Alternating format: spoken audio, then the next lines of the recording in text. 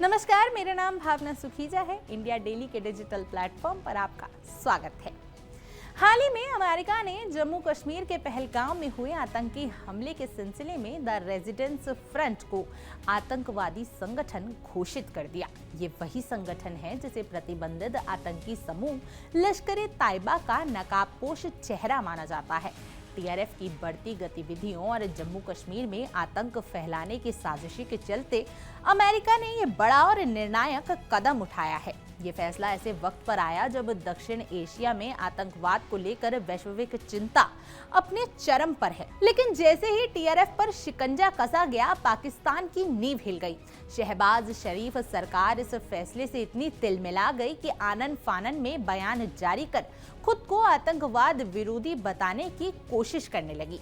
पाकिस्तान के विदेश मंत्रालय ने प्रेस रिलीज में टीआरएफ को लेकर किसी निष्कर्ष पर पहुंचने को जल्दबाजी करार दिया, यानी दुनिया को घुमा देने वाली पुरानी चाल दोहराई गई।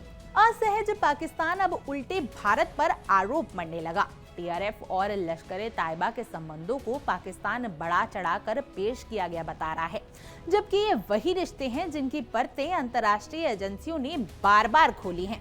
शहबाज शरीफ ने टीआरएफ की सच्चाई को दबाने के लिए अब भारत पर आरोप लगाया है कि वह राजनीतिक फायदे के लिए पाकिस्तान को बदनाम कर रहा है। मगर सच तो ये है कि अब पाकिस्तान की झूठी दलीलों पर कोई भरोसा नहीं करता।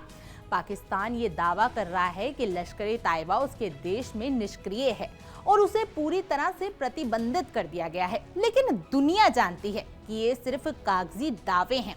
लश्कर का नेटवर्क आज भी वहां मौजूद है, नाम बदलकर, नकाब बदलकर। टीआरएफ जैसे संगठन उसी जहर को फैला रहे हैं। शहबाज सरकार ने अपनी छवि बचाने के लिए बलिदान की रट भी लगाई।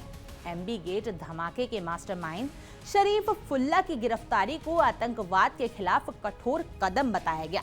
लेकिन ये भी दुनिया जानती है कि पाकिस्तान की ये कार्रवाइयां अक्सर दबाव के लिए ली गई दिखाई देती हैं।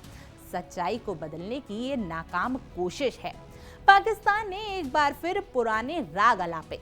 कश्मीर को अंतर्राष्ट्रीय विवादित क्षेत्र बताया और भारत पर एक तरफा कदम उठाने का आरोप लगाया। लेकिन इन घिसे पिटे बयानों में अब तो धार नहीं बची जो कभी कुछ अंतर्राष्ट्रीय समर्थक जुटा पाती थी। अब पाकिस्तान की हालत ऐसी हो गई है जैसे दुनिया के सामने बार बार कटघरे में खड़ा अपराधी जो हर बार नई कहानी बनाता है, मगर कोई सुनने को तैयार नहीं है।